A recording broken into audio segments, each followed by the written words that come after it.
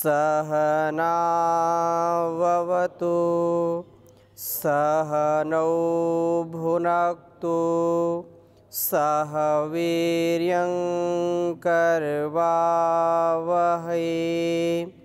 तेजस्विनावधीतमस्तु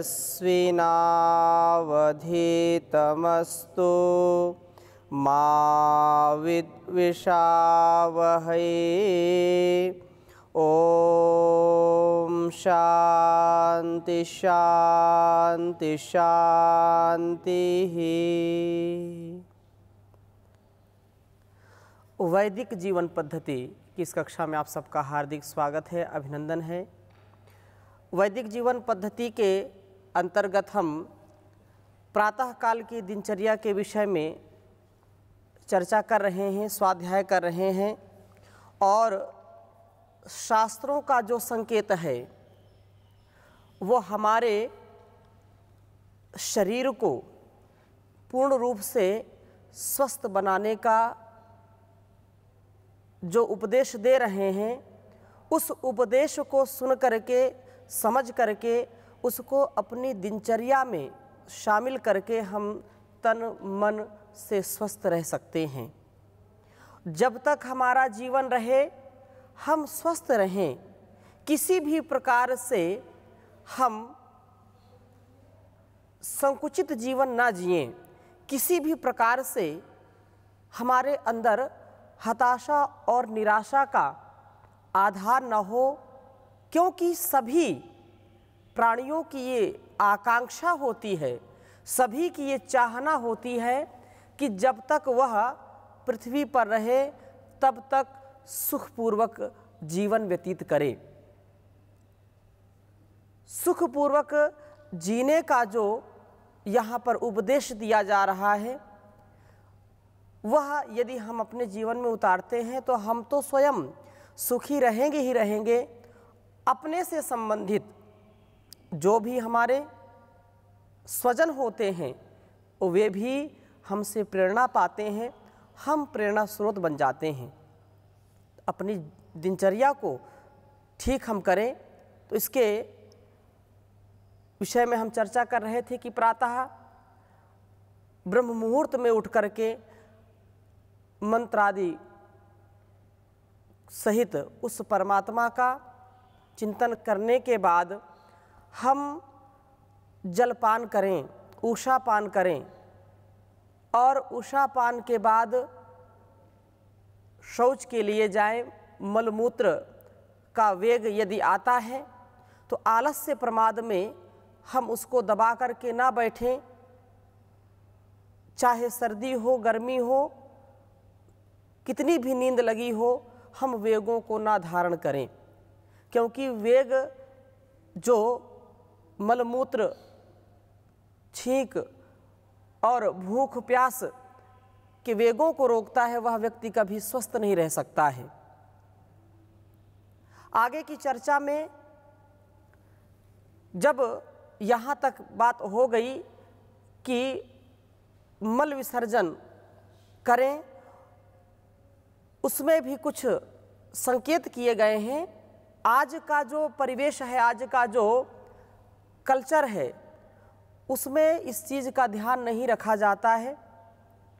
शौच के समय भी वह मोबाइल से बात करते हैं, पेपर पढ़ते हैं, चैट करते हैं, जबकि पूर्ण रूप से मुंह को बंद करके ही मलमूत्र का विसर्जन करना चाहिए। अनेक प्रकार के जो कीटाणु, जो गंदगी हमारे पेट से निकलती है, वो हमारे मुख से पुनः शरीर में प्रवेश करती है, जिससे अनेक प्रकार के रोग उत्पन्न होते हैं। इसको हम समझें और जागरूकता पूर्वक आचरण में लाएं। यहाँ तक की बात हो गई, आगे की चर्चा करते हैं। इसके पीछे की कक्षा में किसी का कोई प्रश्न रह गया हो तो आप पूछ सकते हैं। ओम स्वामी जी। जी, जैसे पीछे आपने बताया उसके हिसाब से अगर सुबह हम 3, इसमें 2 होते हैं, अगर 3 से 5 बजे के बीच उठते हैं तो अपने आप पेट साफ हो जाता है। उसके बाद 5 से 7 बजे के बीच में ये दोनों के बीच में उठने के बाद अपने आप जो है सुबह का शौच ये जो है हो जाता है। लेकिन 7 बजे के बाद उठने से जो है शौच नहीं होता है, उसके बाद पेट में जो है वो दर्द होता है और वो शौच भी नहीं होता है। और दूसरी बात है, अगर रात को हम जो है खाना में जो है साग सब्जी ज़्यादा लेते हैं या फिर दाल का सेवन करते हैं प्रोटीन वाला अधिक, उससे भी शौच नहीं सुबह होता है। तो वो तो बात हमने कही ही थी कि प्रातः काल उठते ही ये जो प्रातः काल का समय होता है, जो मल को बाहर निकालने में बड़ी सरलता से और बहुत ही सहज प्रकार से वो निकल जाता है, वो समय वही होता ही है। परंतु रात्रि में ज़्यादा देर तक जगे, गरिष्ठ भोजन कर लिया तो पेट जल्दी साफ नहीं होता है। तो इस बात का तो ध्यान हमको रखना ही चाहिए कि हमको रात्रि में क्या भोजन ग्रहण करना है और किस समय सोना है, उसके अनुसार ही आपका पेट साफ होगा। और यहाँ पर बात जो है, जैसे आप भोजन ग्रहण करते हैं वैसे ही आपका पेट उसी के अनुकूल हो जाता है। इसलिए भोजन का विशेष जब हम प्रकरण लेंगे उस समय इसकी विशेष चर्चा करेंगे। और है स्वामी जी, जैसे वीर्य का वेग ये बताया जाता है, जो ब्रह्मचारी होते हैं, सन्यासी या जो भी इस मार्ग पे चलते हैं उनको रोकना चाहिए, लेकिन जो गृहस्थ होते हैं उनको नहीं रोकना चाहिए, ऐसा क्यों? ये बात हमने नहीं कही है, इस पर आप फिर से ध्यान दीजिए, आपने बात को ठीक समझी नहीं जी। वीर निकालने की बात नहीं कही जा रही है, लेकिन वीर के वेग को रोकने की बात कही जा रही है यहाँ पर। वो चाहे ब्रह्मचारी हो, सन्यासी हो, गृहस्थी हो, यदि वीर निकल रहा है उस समय उसके वेग को रोकते हैं तो वो भयंकर बीमारी को पैदा करता है। दूसरी बात ये है कि ब्रह्मचर्य का पालन चाहे गृहस्थ हो चाहे सन्यासी हो, ब्रह्मचारी, उसमें करना ही चाहिए। जिसने अब जहाँ पर संतानोत्पत्ति के लिए जो परमात्मा ने व्यवस्था बनाई है उसका निषेध हमने कहाँ किया है, ना शास्त्रों में कहीं आया है। तो इस बात को आप पूरा फिर से समझ लीजिए कि वेग रोकने का तात्पर्य क्या है कि किसी भी कारण बस, चाहे वो गृहस्थी हो, चाहे ब्रह्मचारी हो, चाहे सन्यासी हो, वो पहले तो अपने जो है अपने आप को विचारों से परिपक्व करे, वैसे ही आहार उसको लेने चाहिए जिससे वह वीर पुष्ट हो, अपने आप निकले ही नहीं।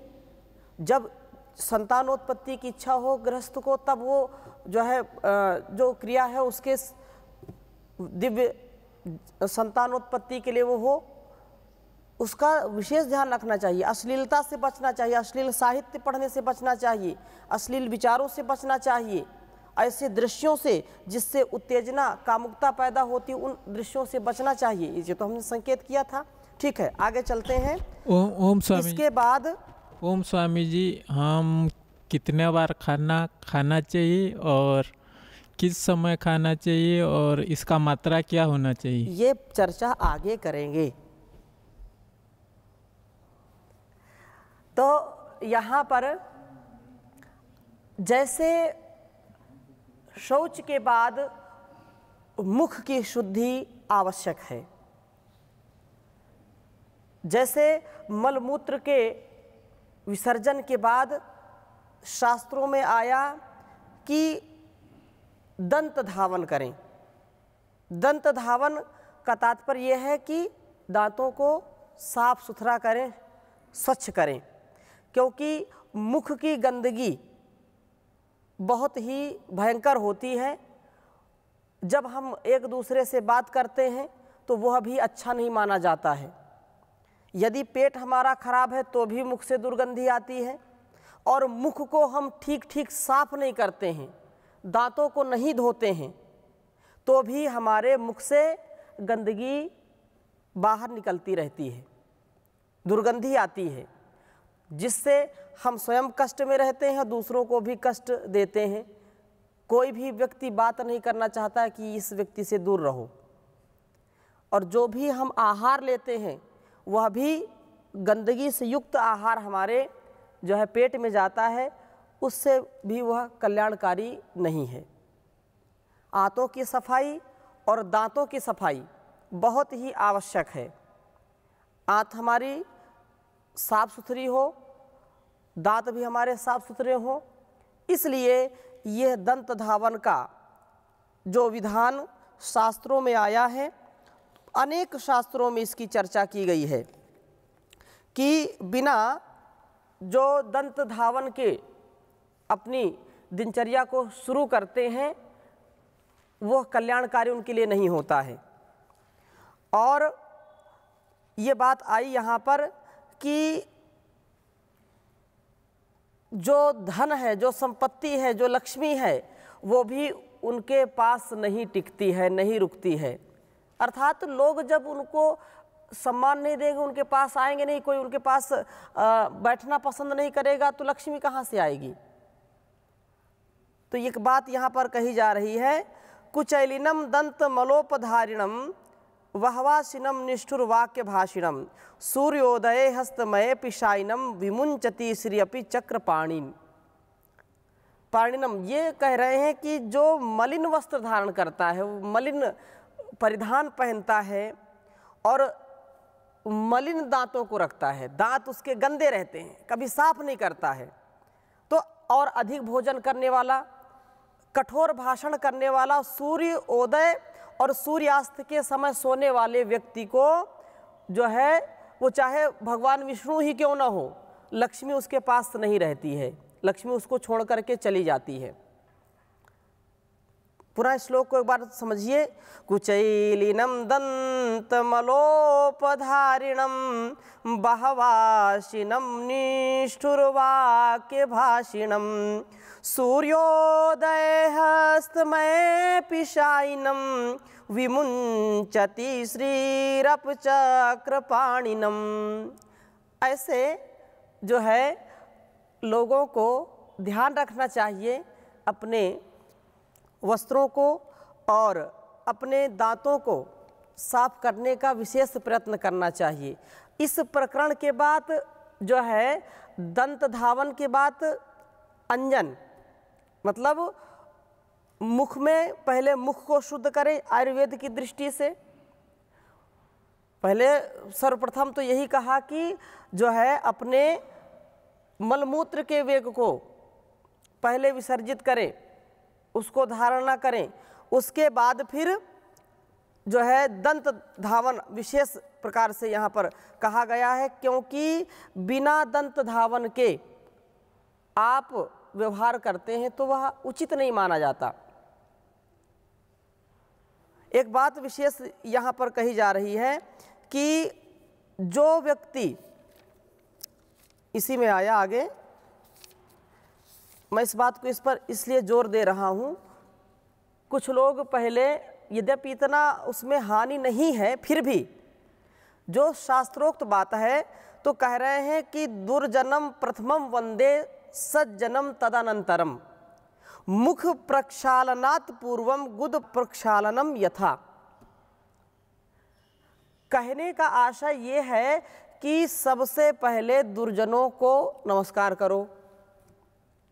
एक नीति वाक्य है कि सज्जनों से पहले यदि सज्जन और दुर्जन दो खड़े हों तो दुर्जन को पहले नमस्ते करिए, उनकी स्तुति पहले करिए और सज्जन की बाद में करिए। ये नीति है। क्यों? क्योंकि दुर्जन कभी भी गड़बड़ कर सकता है, सज्जन तो अपनी सज्जनता छोड़ेगा नहीं, वो कभी गड़बड़ नहीं करेगा, आपकी हानि कभी नहीं करेगा। लेकिन जो दुर्जन है वो आपकी हानि कर देगा, निश्चित रूप से, कोई उसमें शंका नहीं है। उदाहरण दे रहे हैं, मुख प्रक्षालनात् पूर्वम गुद प्रक्षालनम तथा।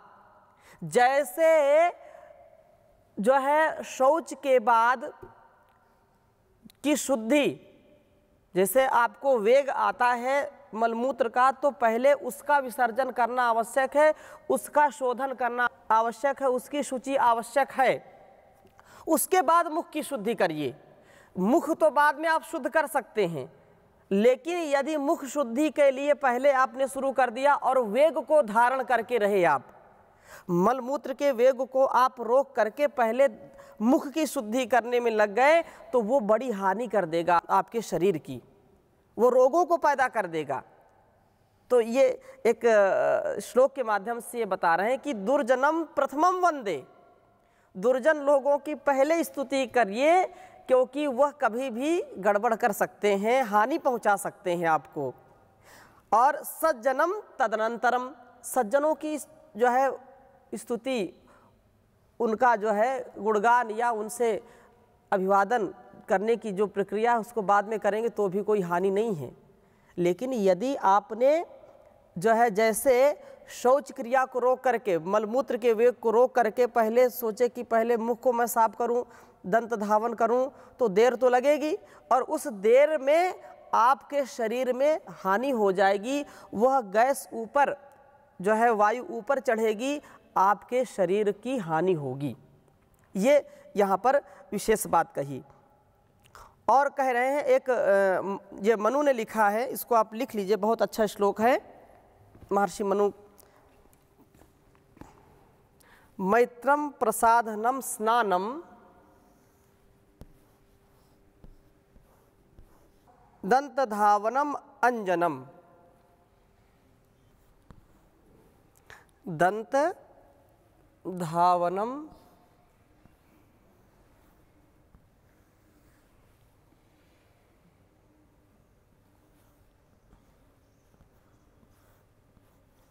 अंजनम, पूर्वाहण एव कुर्वीत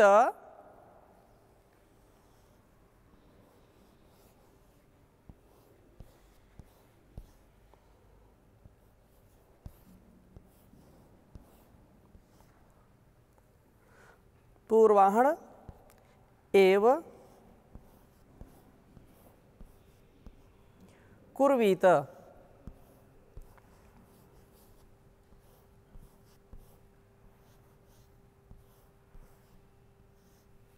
कुर्वीत देवतानां च पूजनम,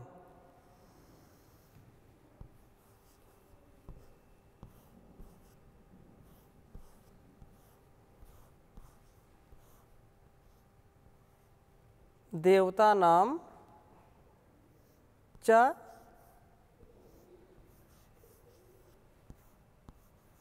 पूजनम।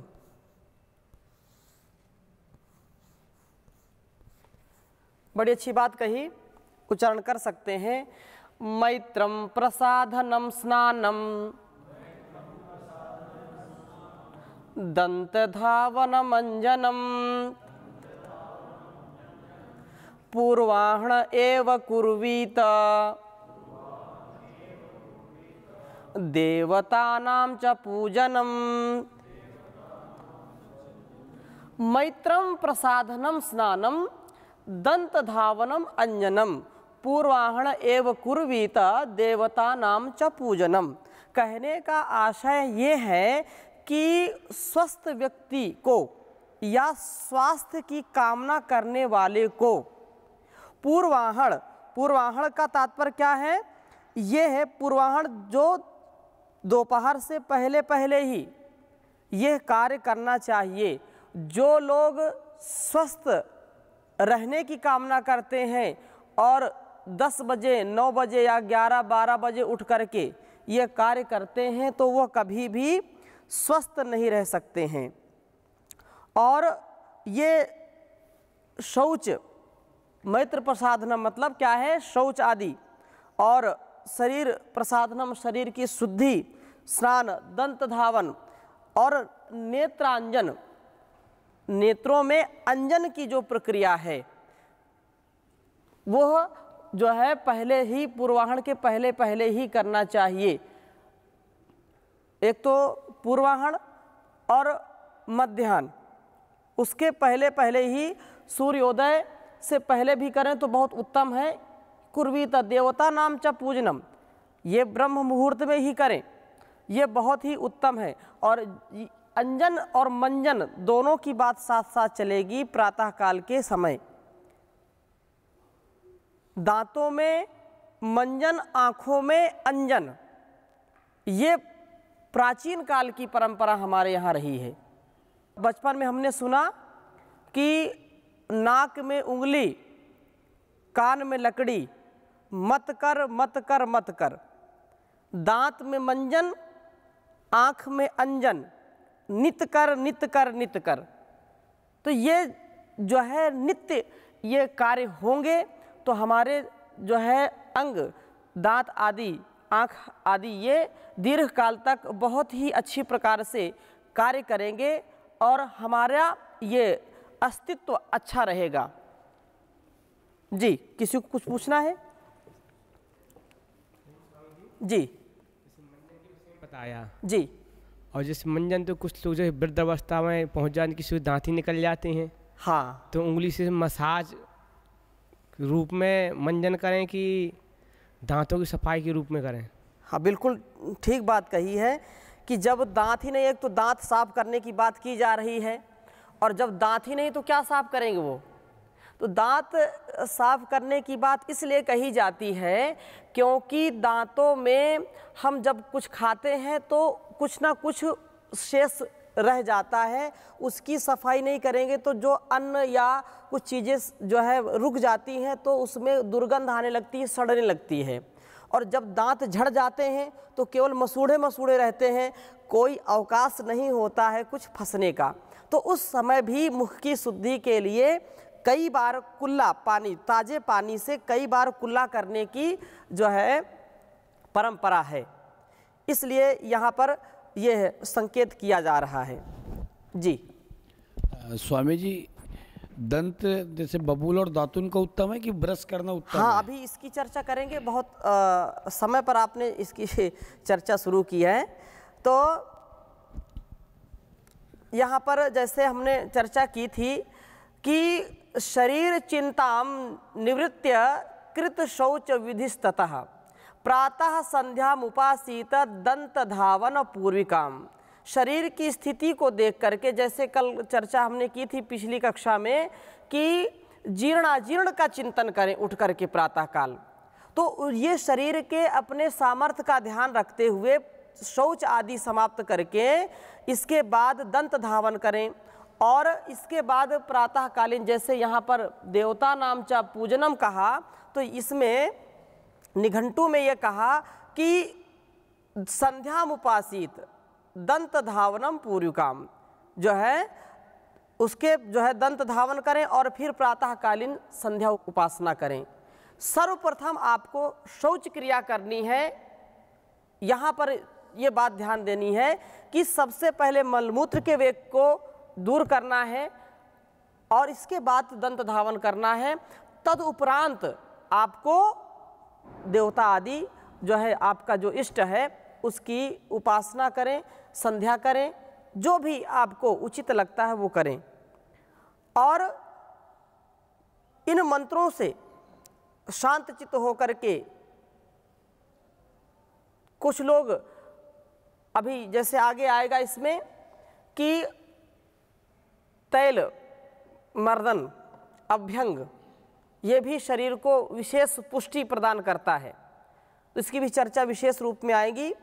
जैसा आपने यहाँ प्रश्न किया कि प्रातः मंजन ठीक है कि दातून ठीक है, तो शास्त्रों में तो दातून की ही बात करेंगे क्योंकि ये प्राचीन शास्त्र हैं और अर्वाचीन भी लोग इसका जो है उपयोग करते हैं। हमने भी बचपन में खूब दातून की, अभी भी कभी कभी इच्छा होती है तो करते हैं, क्योंकि इतने जो है हम शहर और इतने नगरों में बसने लगे हैं, वहाँ पर इतने पेड़ों की जो है पर्याप्तता नहीं है कि वहाँ पर दातून मिल सके।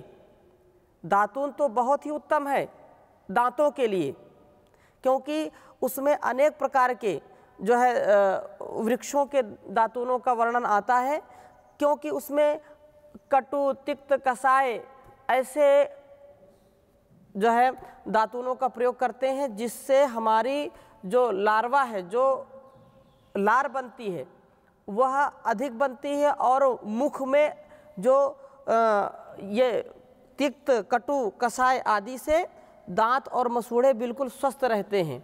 तो यहाँ पर कहा कि वटा सनार्क खदिर कंजर कबीरजम सर्जारिमेत अपामार्गम मालती ककु बोधभयम कषाय तिक्त कटुकम स्वादु चान्यादपि दृशम दोषापेक्षा मधुरे यष्टिर्निबद्धश्च तिक्त के कटुके नक्त मलश्च कषाये खदिरो वरह विज्जातम वृक्षम क्षुण्ण ग्रामिज्वम ग्रंथि सुभुजिमिम। वट, असन, अर्क, खदिर, करंज और सर्ज, अपामार्ग, मालती, ककुभ दातून उपयोगी होती हैं। इसी प्रकार से जो कषाय, तिक्त, कटु और मधुर वृक्ष हों उनकी भी दातून बहुत उपयोगी होती है। जैसे आप बबूल की दातून करते हैं, खदिर भी उसी के अंतर्गत आएगा, और नीम की दातून है। ये विशेष प्रकार की दातून प्रयोग करते हैं और कह रहे हैं कि दोष आदि के विचार से मधुर रस से, यष्टि मधु तिक्त रस से, निम्ब कटु रस में करंज तथा कषाय रस में खदिर सर्वोत्तम है। खदिर बबूल एक ही जैसे ही हैं। और विज्जात वृक्षों की अग्रभाग कूची, जैसे आप दातून करते हैं तो उसको चबा चबा करके उसकी बना लेते हैं कूची, और उसको फिर धीरे धीरे हाँ शनै शनै उसका प्रयोग करते हैं।